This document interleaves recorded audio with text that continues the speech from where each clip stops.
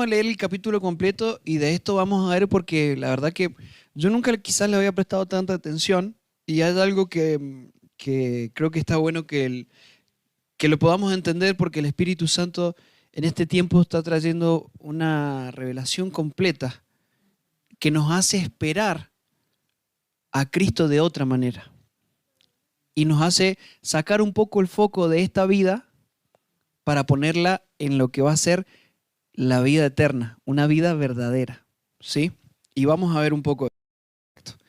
Bien, vamos desde el capítulo 15, versículo 1. Vamos a ir leyendo todo, ¿sí? Vamos a leerlo todo, yo se los voy leyendo, ustedes acompáñenme. Yo lo tengo en la Nueva Traducción Viviente y dice así: Ahora, amados hermanos, permítanme recordarles la buena noticia que ya les prediqué. En ese entonces la recibieron con gusto y todavía permanecen firmes en ellas, ¿sí? Acá Pablo le estaba diciendo, les voy a recordar cuál es la buena noticia que ya les prediqué. Esa es la buena noticia que los salva si ustedes siguen creyendo el mensaje que les prediqué, a menos que hayan creído algo que desde el principio nunca fue cierto. Bien, ¿están? Bien, versículo 2 dice, esa es la buena noticia que los salva si ustedes siguen creyendo el mensaje que les prediqué, a menos que hayan creído algo que desde un principio nunca fue cierto. Acá Pablo le dice, esta es la buena noticia que los salva si ustedes siguen creyendo lo que yo ya les dije. Si creen algo que es distinto, cuidado, porque pueden que no sean salvos. ¿Sí? Bien, yo le transmití a ustedes, dice el versículo 3, lo más importante y lo que se me había transmitido a mí también. Cristo murió por nuestros pecados, tal como dicen las Escrituras. Fue enterrado y al tercer día fue levantado de los muertos, tal como dicen las Escrituras. Lo vio Pedro y luego lo vieron los 12. Más tarde lo vieron más de 500 de sus seguidores a la vez, la mayoría de los cuales todavía viven, aunque algunos ya han muerto. Luego lo vio Santiago y después lo vieron todos los apóstoles. Por último, como si hubiera nacido en un tiempo que no me correspondía, también lo vi yo, dice Pablo, pues soy el más insignificante de todos los apóstoles. De hecho, ni siquiera soy digno de ser llamado apóstol después de haber perseguido a la iglesia de Dios como lo hice. Sin embargo, lo que ahora soy, todo se debe a que Dios derramó su favor especial sobre mí y no sin resultados. Pues he trabajado mucho más que cualquiera de los otros apóstoles, pero no fui yo, sino Dios quien obraba a través de mí por su gracia. Así que no importa si predico yo o predican ellos, porque todos predicamos el mismo mensaje que ustedes ya han creído. ¿Sí? Acá Pablo hace le refresca un poco la buena noticia. Les dice, Cristo murió por nuestros pecados, como dicen las Escrituras, y Cristo fue levantado entre los muertos y resucitado, como dicen las Escrituras. ¿Sí? Y comenta, lo vieron un par de personas, lo vieron los 12, lo vieron seguidores, lo vio Santiago, lo vio Pedro, lo vieron todos los que habían estado con él, y después él ascendió. ¿Sí? Y Pablo dice acá, no importa si predico yo o predican ellos, porque todos predicamos el mismo mensaje que ustedes ya han creído. Y acá empieza a referir Pablo un poco lo que decía al principio, ¿sí? Si ustedes creen otra cosa distinta, cuidado, ¿sí? Ustedes son salvos si creen lo que yo les dije, lo que me fue transmitido, pero si creen otra cosa, cuidado, ¿sí? Y dice, versículo 12, pero díganme lo siguiente, dado que nosotros predicamos que Cristo se levantó de los muertos, ¿por qué algunos de ustedes dicen que no habrá resurrección de los muertos?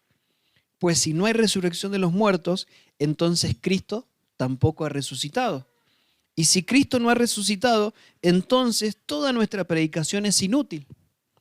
Y la fe de ustedes también es inútil. Y nosotros, los apóstoles, estaríamos todos mintiendo acerca de Dios, porque hemos dicho que Dios levantó a Cristo de la tumba. Así que eso no puede ser cierto si no hay resurrección de los muertos. Y si no hay resurrección de los muertos, entonces Cristo no ha resucitado. Y si Cristo no ha resucitado, entonces la fe de ustedes es inútil y todavía son culpables de sus pecados. En ese caso, todos los que murieron creyendo en Cristo están perdidos. Y si nuestra esperanza en Cristo es solo para esta vida, somos los más dignos de lástima de todo el mundo. Lo cierto es que Cristo sí resucitó de los muertos. Él es el primer fruto de una gran cosecha, el primero de todos los que murieron.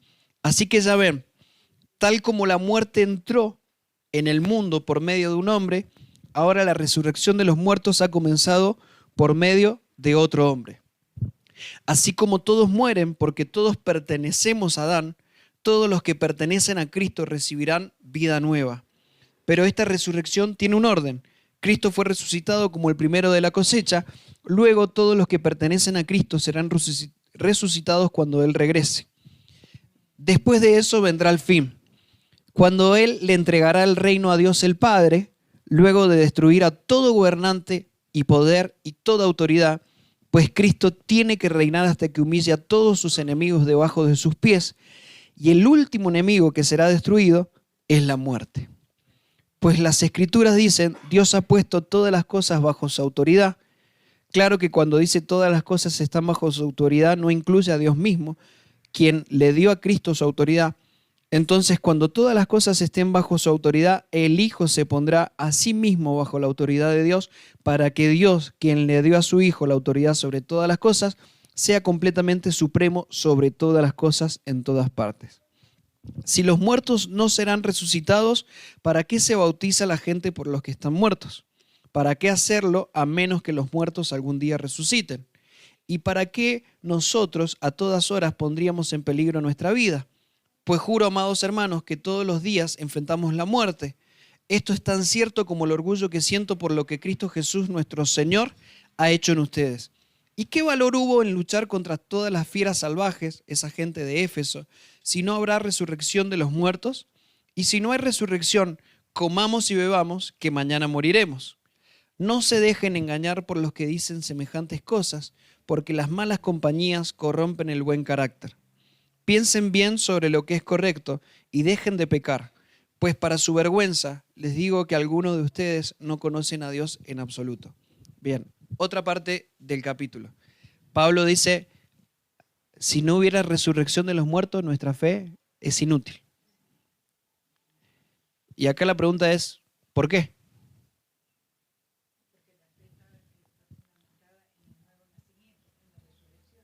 Exacto. Exacto. La fe es para alcanzar la vida que Dios nos da a través de Jesús. No es para las cosas de este mundo. Las cosas de este mundo son una añadidura si está en la voluntad de Dios. ¿Sí? Vieron que dice, si no hubiese resurrección seríamos los... a ver, ¿cómo dice? Ajá. No tiene sentido. Y si nuestra esperanza en Cristo es solo para esta vida, somos los más dignos de lástima de todo el mundo. Si no hubiese resurrección de los muertos, qué triste sería la vida. Solamente, ¿para qué? ¿Sí? ¿Para qué sería la fe? ¿Para que nos vaya un poquito mejor acá y nada más? No, pero hay resurrección de los muertos. Todos los que estamos acá, un día vamos a morir. ¿Y qué va a pasar con nosotros? ¿Sí?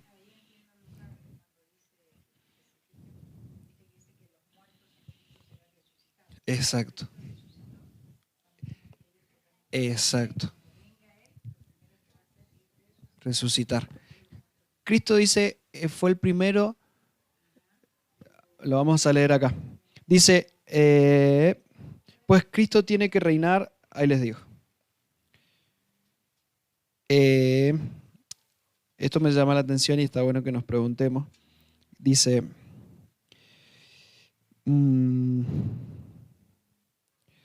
Cristo es el primero. ¿A dónde está?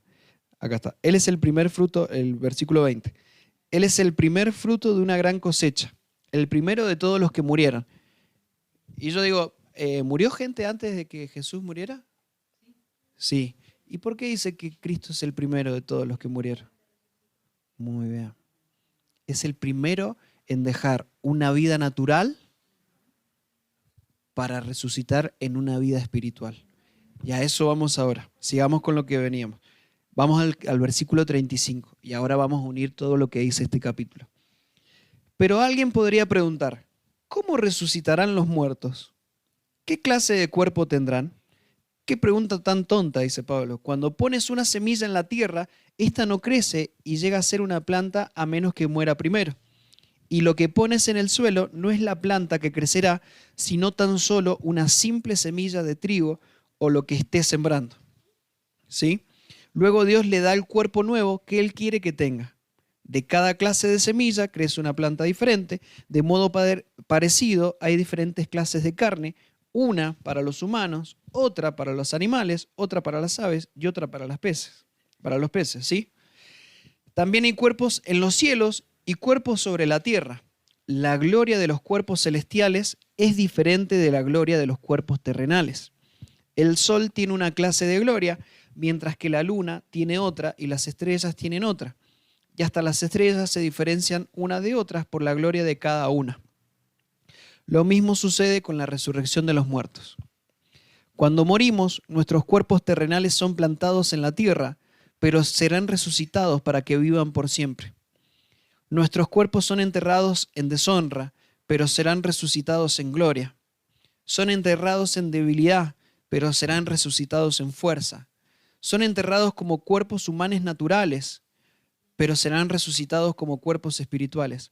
Pues así como hay cuerpos naturales, también hay cuerpos espirituales. Las Escrituras nos dicen, el primer hombre, Adán, se convirtió en un ser viviente, pero el último Adán, es decir, Cristo, es un espíritu que da vida. Lo que primero viene es el cuerpo natural y más tarde viene el cuerpo espiritual. Adán, el primer hombre, fue formado del polvo de la tierra, mientras que Cristo, el segundo hombre, vino del cielo.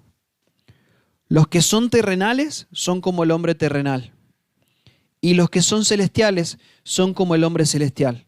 Al igual que ahora somos como el hombre terrenal, algún día seremos como el hombre celestial. Lo que les digo, amados hermanos, es que nuestros cuerpos físicos no pueden heredar el reino de Dios. Estos cuerpos que mueren no pueden heredar lo que durará para siempre. ¿Sí? ¿Me siguen hasta ahí? Bien. El 50. Lo que les digo, amados hermanos, es que nuestros cuerpos físicos no pueden heredar el reino de Dios. Estos cuerpos que mueren no pueden heredar lo que durará para siempre. Pero permítanme revelarles un secreto maravilloso. No todos moriremos, pero todos seremos transformados. Sucederá en un instante, en un abrir y cerrar de ojos, cuando se toque la trompeta final. Pues cuando suene la trompeta, los que hayan muerto resucitarán para vivir por siempre. Y nosotros, los que estemos vivos, también seremos transformados, pues nuestros cuerpos mortales tienen que ser transformados en cuerpos que nunca morirán. Nuestros cuerpos mortales deben ser transformados en cuerpos inmortales. Entonces, cuando nuestros cuerpos mortales hayan sido transformados en cuerpos que nunca morirán, se cumplirá la siguiente escritura. La muerte es devorada en victoria. Oh muerte, ¿dónde está tu victoria? Oh muerte, ¿dónde está tu aguijón? Pues el pecado es el aguijón que termina en muerte. Y la ley le da al pecado su poder, pero gracias a Dios, Él nos da la victoria sobre el pecado y la muerte por medio de nuestro Señor Jesucristo. Por lo tanto, mis amados hermanos, permanezcan fuertes y constantes. Trabajen siempre para el Señor con entusiasmo, porque ustedes saben que nada de lo que hacen para el Señor es inútil. Amén. Bien, en esta última parte, Pablo revela cómo es que va a pasar nuestra vida de un plano natural a un plano espiritual eterno. Esto no se le había revelado a ningún ser humano. ¿Sí? Es decir, incluso a Pablo se le fue revelado cómo el cuerpo iba a ser. Que este cuerpo que tenemos está destinado a perecer, está destinado a morir. Y esta carne no puede heredar el reino de Dios. ¿Sí? Bien.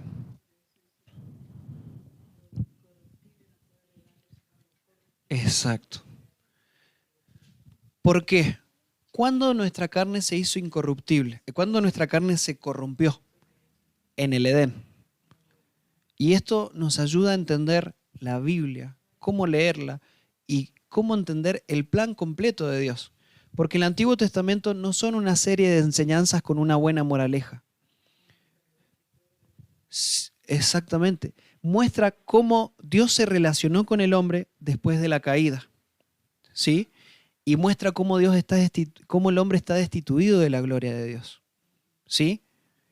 Y todo en el Antiguo Testamento es una figura representativa de Cristo.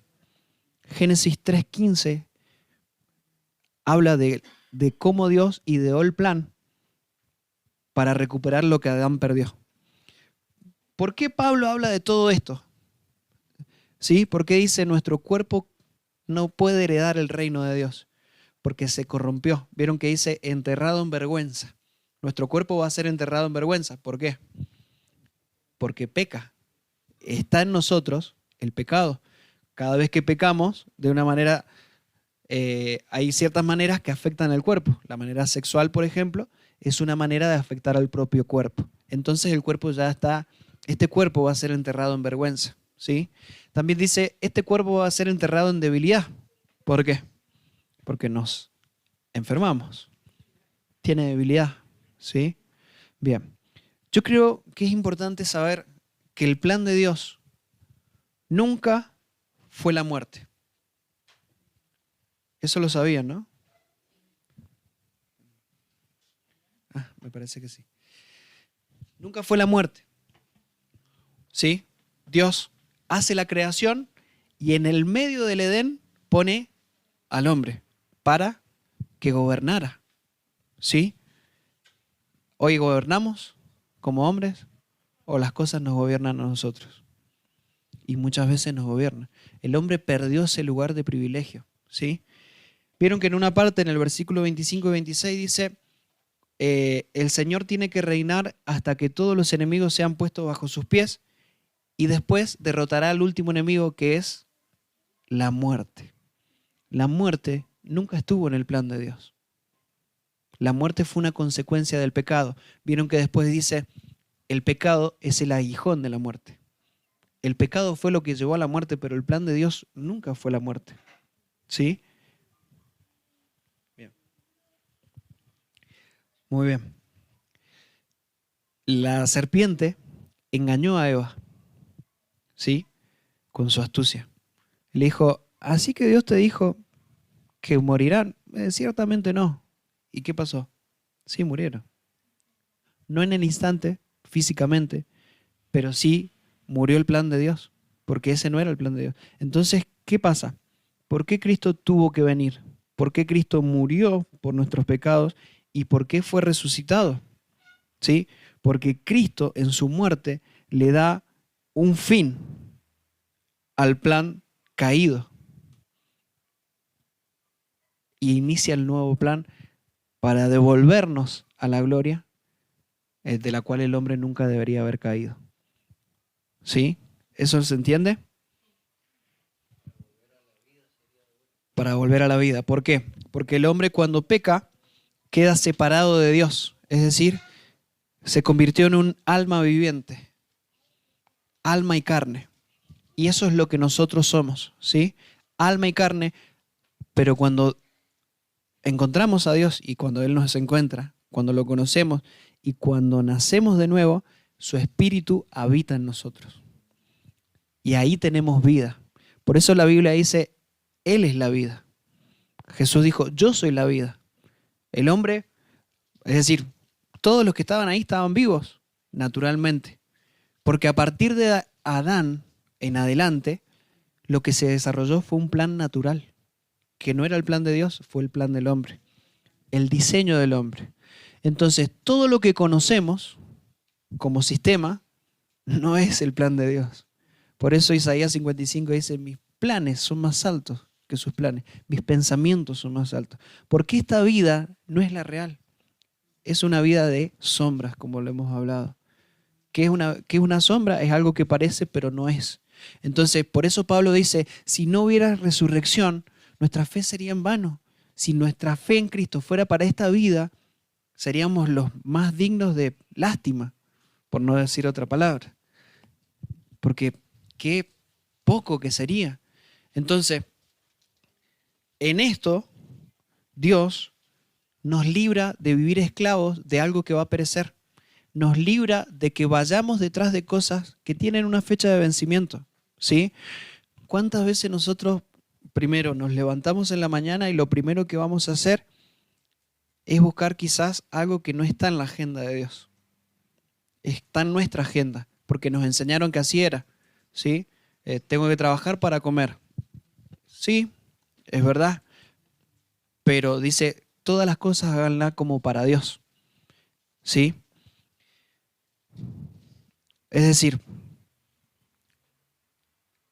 no sé si se va entendiendo, pero esta vida no es real. La vida real es la que empezamos a tener cuando Cristo se convierte en nuestro Señor y cuando el Espíritu habita en nosotros, cuando nacemos de nuevo, ¿sí? Y la vida. Nadie va al Padre si no es por mí. Es como si hiciéramos un dibujo. Adán es como una línea del tiempo, ¿no? Pongámosle que acá está Adán, cae, acá está la cruz, ¿sí? Y la eternidad, es decir, cuando Jesús vuelva, no se da en un plano más adelante. Es volver al diseño original. Cuando Él venga y gobierne. Cuando Adán cayó, ¿sí? Se empezó a desarrollar un sistema que nunca fue el plan de Dios y que fue influenciado ¿por quién? Por Satanás. Es decir, tenemos que tener mucho cuidado de no estar viviendo como si esto nunca hubiera pasado, como si Cristo nunca nos hubiese devuelto a su gloria. Una cosa es el Antiguo Testamento, donde habla de que Cristo vendría. Una cosa es el Nuevo Testamento, donde Cristo ya vino. Nuestra fe es para creer lo que ya pasó, ¿sí? No es para creer cosas por nosotros mismos. Porque dice la Biblia que las bendiciones nos van a alcanzar. Las bendiciones nos alcanzarán y todo lo demás será añadido. Pero ¿cómo revertimos nosotros? Invertimos el orden y vamos por aquellas añadiduras dejando de hacer lo importante, buscando primeramente el reino de Dios. Cuando buscamos el reino de Dios, todas las demás cosas son añadidas, ¿sí? Pero es importante que Cristo sea nuestra vida. Por eso Jesús le dijo a Nicodemo, el que no nace de nuevo no puede ver el reino. No lo puede ver y no puede entrar, ¿sí? No lo ve y no entra. Está afuera. Exactamente. Exacto. Sí.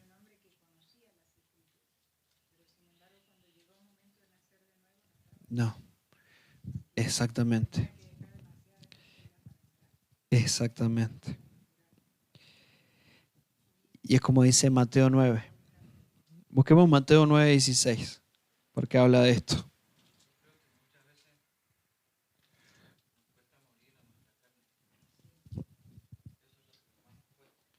Sí. Ajá. Exacto. A nuestra forma de hacer las cosas, a lo que nosotros creemos y concebimos como vida.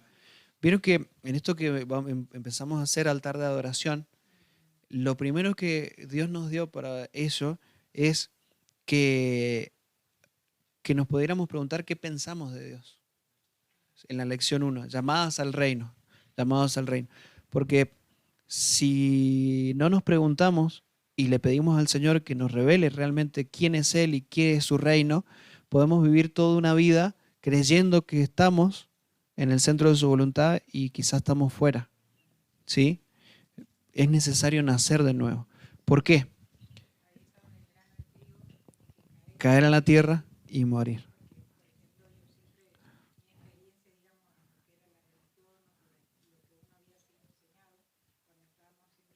Sí.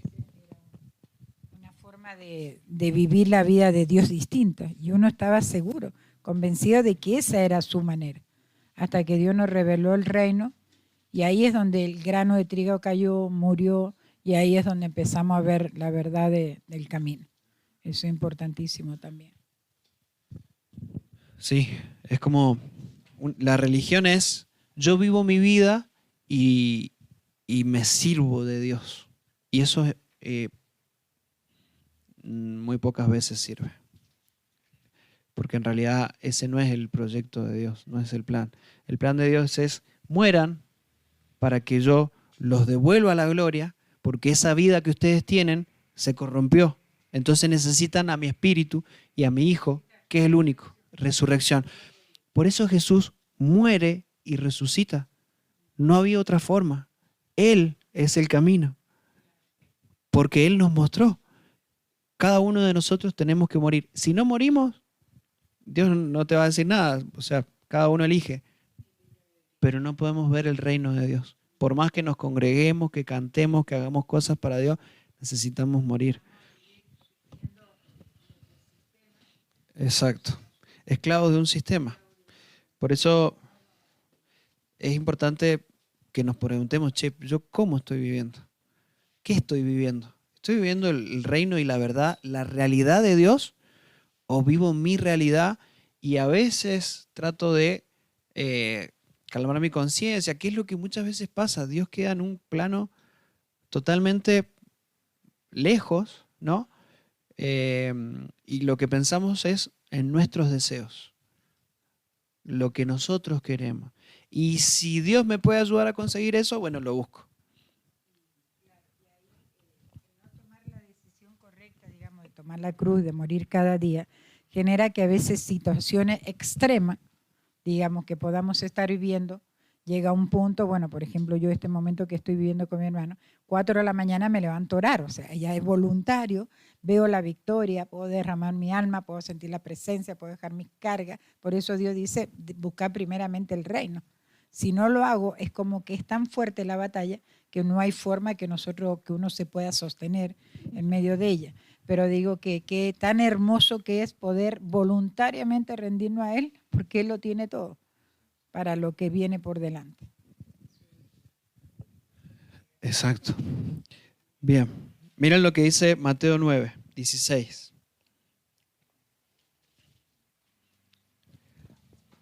¿Lo tienen? Dice, además, ¿a quién se le ocurriría remendar una prenda vieja con tela nueva? Pues el remiendo nuevo encogería y se desprendería de la tela vieja, lo cual dejaría una rotura aún mayor que la anterior. Y nadie pone vino nuevo en cueros viejos, pues los cueros viejos se reventarían por la presión y el vino se derramaría, y los cueros quedarían arruinados. El vino nuevo se guarda en cueros nuevos para preservar a ambos. Una de las características de los cueros viejos es que se ponen muy duros, pierden la flexibilidad, ¿sí? El cuero más nuevo tiende a tomar la forma o a ser un poco más flexible. Ajá. Se pone áspero. Y no puede contener nada, no lo puede contener y termina roto. Y es como decir, me compro una remera nueva, pero le voy a meter tengo una remera vieja, así es, tengo una remera vieja y le voy a poner un parche nuevo. Se va a romper. ¿Para qué ponerle un parche nuevo a algo viejo si puedo ir y tener la remera nueva? ¿No? Entonces es como no se puede vivir esta vida de Dios si nosotros no morimos. Es imposible. Querer ponerle un remiendo a una prenda vieja es querer yo seguir viviendo como yo quiero y apropiándome de las cosas, los beneficios de Dios. Es decir, sin cruz no hay vida nueva. ¿Sí? Bien. ¿Se va entendiendo? Bien. El relato del Antiguo Testamento lo que muestra es la posición del hombre, destituido de la gloria de Dios. Y el Nuevo Testamento es la posición del hombre en Cristo, devuelto a la gloria a través de Cristo. No hay otro camino, no hay otro lugar. Él es la puerta Por eso Jesús habla de todas estas cosas. Y la gente no lo entendía, porque la gente estaba mirando de una manera natural. ¿Qué querían los judíos en ese momento? Que Jesús viniera, se presentara como rey y derrotara a Roma. ¿Qué sería algo de eso en este momento? Que Jesús viniera y nos ayudara a resolver todos nuestros problemas para que nosotros vivamos tranquilos y contentos. En esta vida vamos a tener sufrimiento, pero en la vida eterna ya no habrá más llanto ni dolor, dice Apocalipsis. Entonces, lo que nosotros necesitamos anhelar y conocer es la realidad de Dios, que no tiene nada que ver con esto. Cuando nosotros miramos y tenemos revelación y tenemos una expectativa a la eternidad, es mucho más fácil desprendernos del mundo, del sistema, de lo que nos ofrece cada día, y es como vivir, digamos, siempre pensando en no perder esa eternidad que el Señor nos ofrece. O sea, entonces, ¿por qué? Porque es el sueño, la esperanza, es como decir el sueño de ir, qué sé yo, en lo natural. Tengo el sueño de ir a la playa, o que es un sueño que, bueno, llego y lo cumplo. O sea, la vida eterna tenemos que soñar con ella, tenemos que tener expectativa y esperanza el día que podamos entrar en ella. Incluso la vida eterna es algo atemporal, no es algo que va a venir, es algo que ya está sucediendo en los tiempos de Dios, que no tiene que ver con el tiempo crono, con nuestros tiempos, con un reloj que corre. La realidad de Dios siempre estuvo. El tema es que Él hizo la creación y en esta creación se manifestó la realidad del hombre apartado de Dios. ¿Me explico? ¿Por qué es importante esto? La gente, o muchas veces incluso nosotros, nos acercamos a Dios por nuestros problemas. Y para Dios no son problemas. Lo que nosotros sufrimos, para Él ya está resuelto. Él solamente está esperando que este mensaje se predique en todo el mundo y entonces va a venir el fin. ¿Sí? Por eso es que cuando cantamos decimos esperando y apresurando. Estamos atentos y estamos deseosos de eso, de que Jesús ya ponga todo por debajo de sus pies. Pero mientras tanto, vamos predicando, ¿sí? Para que toda lengua confiese que Jesucristo es el Señor. Entonces, esa es nuestra tarea. Ese es el propósito de Dios. Cada uno lo puede hacer en la forma y en la gracia que Dios le ha dado. Pero el propósito es que Cristo sea manifestado a través de nosotros. Por eso la tierra clama, gime por la manifestación de los hijos de Dios. Los hijos de Dios tienen el ADN de Cristo. ¿Sí? Estamos muy aferrados al sistema o al mundo, no vamos a manifestarlo a Él. Exacto. Eso Es es verdad. una cosa de las ventajas que nos gana el príncipe de este mundo, ¿no? Exacto. Estamos siempre preocupados, aferrados, pensando todas esas cosas, y no entendiendo que las añadiduras vienen de parte de Él, y eso sí hace que estemos detenidos. Sí.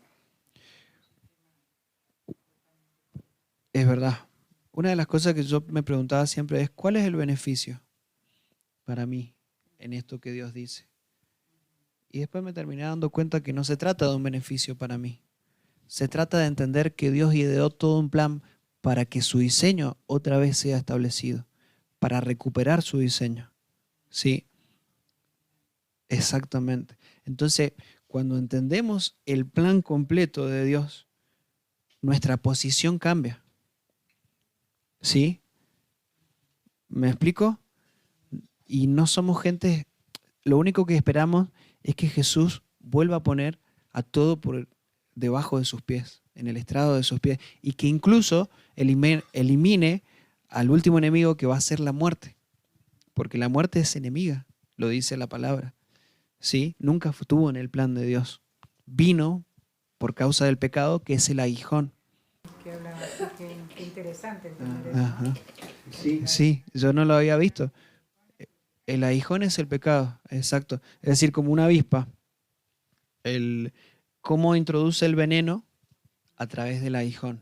¿Cómo se introduce? ¿Cómo se deshace el plan de Dios? A través del pecado. El pecado fue lo que deshizo el plan de Dios. Y Dios inmediatamente dice, ya tengo el plan para que se restauren todas las cosas. Restaurar las cosas es volver al diseño original. Es donde el hombre caminaba y se comunicaba con Dios y donde el hombre, y donde el hombre gobernaba sobre todas las cosas. Y la pregunta es, ¿cuántas cosas nos gobiernan hoy? ¿Por qué? ¿Cuántas cosas de esta realidad natural nos gobiernan? No llegamos a fin de mes, estamos re preocupados. No podemos pagar el alquiler, estamos re preocupados. No podemos cambiar el auto, estamos re preocupados. Yo soy. Le digo, pedirle a Dios. Tenés que pedirle a Él. Sí. Tu voluntad no vemos nada. Pero el Señor va a Sí. abrir camino, va a hacer cosas. Los diezmos. Yo digo, si entrego el diezmo, no me va a alcanzar para pagar esto. Estoy pensando de una manera natural y no es que se pida plata, es entender la realidad de Dios, ¿no? Yo un montón de veces me preocupo por cosas que están destinadas a perecer. Se me rompió la zapatilla y un problema. Y la zapatilla en algún momento se va a romper. ¿Por qué los apóstoles estaban dispuestos a morir? Porque habían entendido la realidad de Dios, que no era algo que iban a vivir después. Porque la eternidad de Dios no es algo que vamos a vivir después. Sí va a ser completo porque hoy tenemos solo un conocimiento como si fuera a través de sombras. ¿Sí? Va a ser completo el día que Él vuelva. Pero mientras tanto, podemos vivir esa eternidad de Dios, que es totalmente distinto. Es como dos realidades paralelas. ¿Sí? La realidad de Dios, donde todo está resuelto, y la realidad natural, donde tenemos un montón de problemas. ¿Sí? Decimos, en la cruz, por la llaga de Jesús, hemos sido sanados. Y en mi realidad natural, estoy enfermo. ¿Dios mintió? ¿Su realidad no existe? ¿O yo necesito entender esta realidad? Muy bien, muy bien. Yo necesito entender esa realidad, ¿sí? Ahora, si yo no veo la realidad de Dios, si algún velo no me deja ver la cruz y que todo ya fue hecho, ¿sí? Puedo quedarme solamente con mi enfermedad. ¿Me explico? Puedo quedarme con mi realidad. Y si me quedo con mi realidad, es como Pablo dice, somos los más dignos de lástima. Porque quedarme con mi realidad natural es algo muy pobre. Sí, María.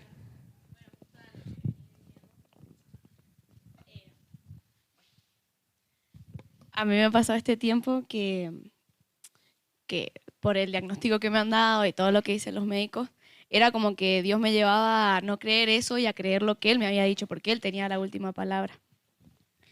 Cuando me dicen que me tienen que poner esta cosa, las enzimas, que básicamente iba a ser un remedio que yo iba a depender toda la vida, cuando me lo dijeron por primera vez, yo como que a eso nunca le di cabida y como que no me hice la cabeza de imaginarme yo toda la vida yéndome a poner ese remedio. Y hoy día mi mamá fue al Hospital Central a sacarle sangre al Nacho y se encontró con mi doctora. Y hablando, le dice la doctora, la Morena no va a necesitar el remedio toda la vida. Si se lo ponemos, se lo vamos a poner 3 veces y después capaz una vez más en su casa y le hacemos el coso y si le da negativo, ella no depende más de ese remedio, o sea, no va a estar toda su vida dependiendo de ese remedio, se lo vamos a poner solo una vez, nada más. Entonces era eso, o sea que como que yo nunca me quedé con el, no voy a tener que depender toda la vida de un remedio, que yo voy a tener que estar yendo, viajando, viniendo. Yo nunca le di cabida, o sea, ese día me lo dijeron y yo lloré nada más y listo, porque era como que Dios me llevaba a eso. Si yo te dije que vos estás sana, ¿por qué vas a decir, no, tenés que estar toda la vida dependiendo de un remedio para estar bien? Si vos ya te sentís bien. Entonces, no. Gloria a Dios. Exacto. Es como, justo habíamos podido charlar con More, y le digo, tu situación es como Abraham, ¿no? Dios le dice, te voy a hacer padre de generaciones. Y Abraham dice, pero ¿cómo? Si yo soy un viejo y mi esposa es estéril. Si Abraham se quedaba con su realidad natural, podía perderse de la gloria de Dios. Entonces, ¿se dan cuenta cómo hay una realidad natural y una realidad de la eternidad de Dios que opera permanentemente? ¿Sí? A veces nos vemos a través de la realidad natural. Exacto. Justamente estos días pensaba un poco en todo esto, ¿no? En la necesidad de que la iglesia entienda eternidad. Porque uno ve cuando parte un santo a la presencia de Dios y se da cuenta que ese santo está en la presencia de Dios y ves lo que le rodea, que es como el mundo. Y yo me pregunto, ¿por qué no hay alabanza? ¿Por qué no hay adoración? ¿Por qué no hay un gozo? ¿Por qué no hay una entrega? ¿Por qué no hay revelación de vida eterna? Porque la otra vuelta hablaba con las nietas y le digo, el día que la abuela parta, alabanza, adoraciones y le damos para adelante, porque yo voy a estar feliz con el Señor, estando con Él, mirando, le digo, juntamente con Cristo, de todo lo que... Entonces le digo, esto es lo que por esto vivimos, para esto vivimos, para que un día que estemos en la presencia del Señor. Pero hoy día no hay un pensamiento. Uno ve la partida de un santo, de alguien que es un hijo de Dios, como la partida de la gente del mundo, la angustia, la tristeza, la desesperación de todo. Y yo digo, ¿qué pasó? Falta revelación de vida eterna. Entender esto más en este tiempo. Cuando no hay revelación de la eternidad de Dios, nos aferramos mucho a las cosas de este mundo. Porque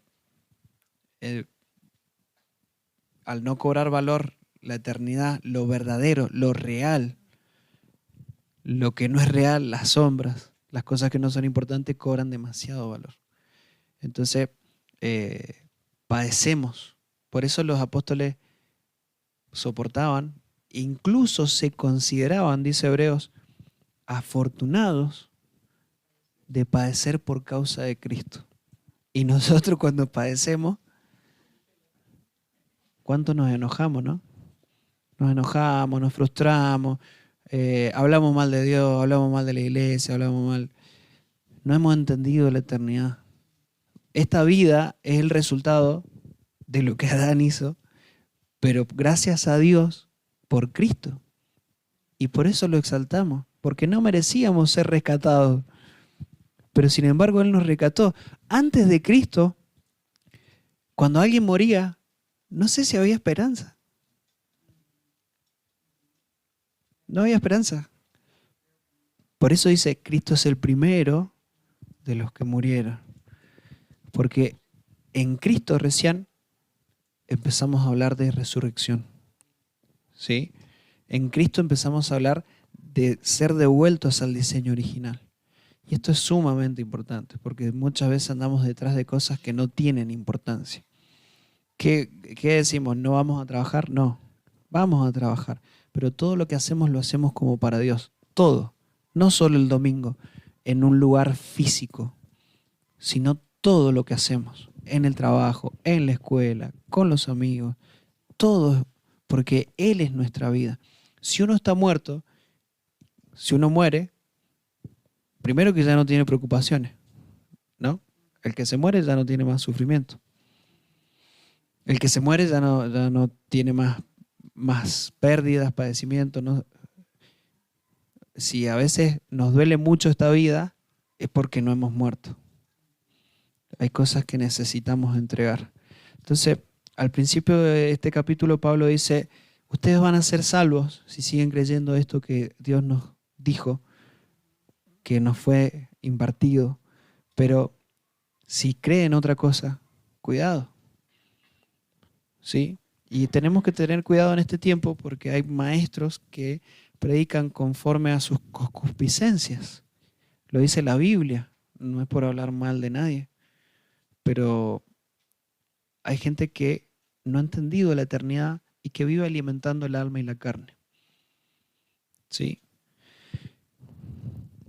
Y alimentar el alma o preocuparse por las heridas del alma sin entender la eternidad es como cortar un árbol y no sacarlo de raíz. En algún momento va a volver a crecer y el alma va a volver a sufrir,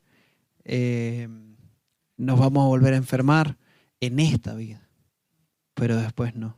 Entonces, como iglesia, necesitamos entender a dónde poner nuestra mirada. Por eso dice, puesto los ojos en Jesús, el autor y consumador de nuestra fe, no en mi realidad natural, sino en la realidad espiritual de eternidad de Dios. Entonces, cuando hay algo en mi alma que empieza a preocuparme, necesito preguntarme si estoy viendo la realidad de Dios o si estoy viendo mi propia realidad. Porque en la realidad de Dios ya todo está resuelto. Entonces, vieron que Dios nos viene hablando, cuidado con el corazón, que es engañoso. Dios nos viene hablando de los dones, de las manifestaciones que van a haber, porque Dios nos está llevando a un diseño, ¿sí?, eterno, y a la misma vez nos está diciendo, cuidado con ustedes mismos. El diablo lo que hizo fue engañar a Eva. No la mató. La serpiente no mató a Eva, la engañó. Para que Eva, junto con Adán, solitos, se mandaran al muere. ¿Sí? Entonces lo que el diablo hace es engañarnos, porque él es el padre de mentira. ¿Para qué? Para que no veamos la cruz. ¿Por qué? Porque si vemos la cruz, entendemos que ya todo fue resuelto en esa cruz. Nuestras enfermedades, los padecimientos de nuestra alma, los padecimientos de nuestro cuerpo, los problemas, todo está resuelto en la realidad de Dios. ¿Sí? Entonces, cada vez que nosotros haya algo que aflora en nuestra vida natural y en esta alma que tenemos, ¿sí?, necesitamos ir a la cruz, llevar al alma a la cruz. Las cargas. Exacto. Que yo los haré descansar. El alma se fatiga, el alma se agobia, se turba, pero cuando llevamos las cargas con todo nuestro corazón al Señor, encontramos el alivio y nos damos cuenta de que la opresión desaparece, porque la vida de Él toma el control, digamos, de haber depositado todo eso. Yo digo, tanto que nos cuesta entenderlo, pero cuando lo hacemos es tan beneficioso para nuestra vida espiritual, porque entonces como que podemos vivir la vida del espíritu y no del alma solamente. Eso es crucial.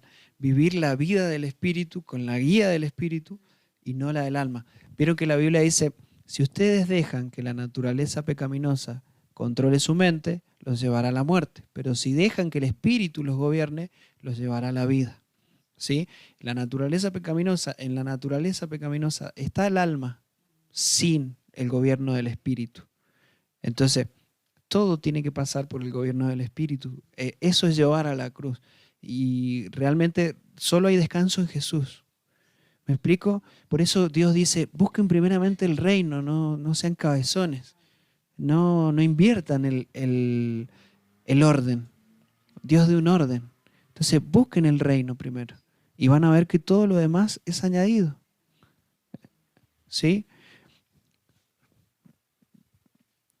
Yo anhelo ver y que también lo podamos vivir, que no vivamos preocupados por las cosas naturales. Es difícil, pero no es imposible.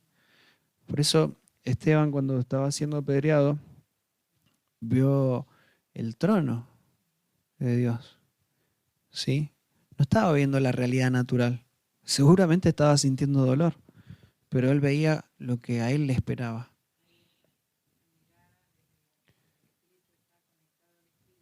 Uh-huh. Exactamente.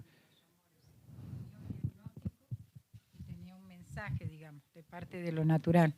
Pero ella, bueno, se aferró y como que no se quedó en eso, sino que ella fue más allá en su fe, en la mirada, en la expectativa, en lo que Dios había hecho. Entonces, cuando nosotros tenemos esa actitud correcta, le permitimos a Dios obrar, y es donde Dios toma el control y las cosas se revierten o se manejan conforme a su voluntad y no a la voluntad del hombre o a nuestra propia voluntad. Entonces, ahí podemos encontrar también ese alivio, ese reposo y ver el favor de Dios a favor de nosotros manifestando su poder. Porque si no es como llevar una mochila con un montón de cargas y como no la dejamos a los pies de la cruz, la llevamos donde vayamos y nos genera el malestar. Se va cansando el cuerpo, la mente también empieza en el cansancio y el enemigo aprovecha. Y algo de lo que el Espíritu Santo me hablaba ayer es que hay que aprender a discernir entre pensamientos propios e influencias espirituales, porque el enemigo trabaja de esa manera. Así que Dios dijo, y eso es lo que el diablo, lo único que puede hacer hasta que nosotros salgamos de Cristo. Cuando logra sacarnos de Cristo, ¿no? Es un trabajo muy fino, ya Él puede hacerlo. Cuando estamos en la carne, el león rugiente que anda por ahí nos devora. Pero cuando estamos en Cristo, contra Cristo, no hay nada que Él pueda hacer. No puede contra Cristo, porque Él venció todo, todo principado, toda potestad. Cristo ya venció. Entonces, si yo vivo, Satanás puede hacer lo que quiera conmigo. Pero si Cristo vive en mí, por eso dice, sométanse a Dios, resistan al diablo y Él va a huir. ¿Sí? El maligno no los puede tocar. ¿Sí? Entonces, vieron que al principio Pablo dice, si creen esta verdad, van a ser salvos. Pero si creen otra cosa, cuidado. Entonces, en este tiempo hay que clamar para que Dios nos siga revelando su verdad. Y la verdad es Cristo. La armadura de Dios es Cristo. Es Cristo. Pónganse toda armadura. ¿Sí? ¿Cómo dice? Bien. En el día malo. ¿Cómo dice, pastor? Sí, el yelmo de la salvación. La salvación viene por medio de quién? De Cristo, la espada del Espíritu, que es la palabra habla de quién? De Cristo, el cinturón de la verdad. ¿Quién es la verdad? Es Cristo. El apresto del Evangelio. ¿De quién habla el Evangelio? De Cristo. La coraza de justicia. ¿Cuál es la justicia de Dios? Cristo. Entonces, todo se basa en Cristo. El escudo de la fe. ¿Quién es el autor y consumador de nuestra fe? Entonces, es Él. Es Él en nosotros. Todo pasa por Él. ¿Sí? Dios nos devuelve a su gloria a través de Cristo y Él anhela que nosotros vivamos esa realidad. Que no vivamos esta vida mirando la realidad natural, porque esta vida es falsa.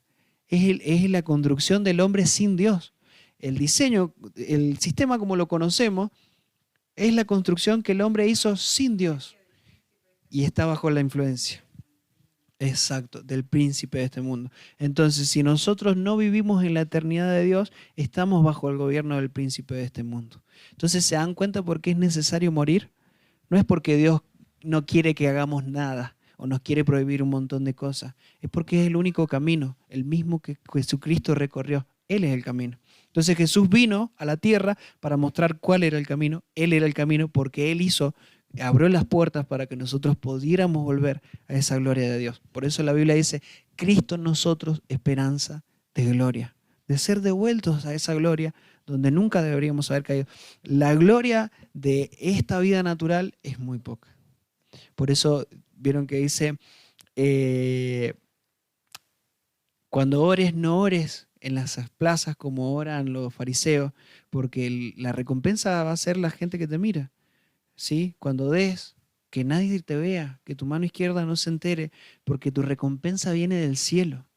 Entonces, ¿buscamos la gloria natural de los hombres o buscamos la gloria de Dios? ¿Sí? Queremos vivir esta vida, por eso dice, el que quiera vivir esta vida o el que se aferre a esta vida, la va a perder, pero el que por mi causa la pierda, la va a hallar, porque esta vida no es verdadera. Hallar quiere decir encontrar algo que no habíamos visto, algo que no habíamos podido tocar, alcanzar. Pero cuando nosotros morimos, encontramos esa vida verdadera que se perdió en el Edén. ¿Amén? Bien. Bueno, ¿quieren que oremos? Amén. Bueno, Señor, exaltado es tu nombre.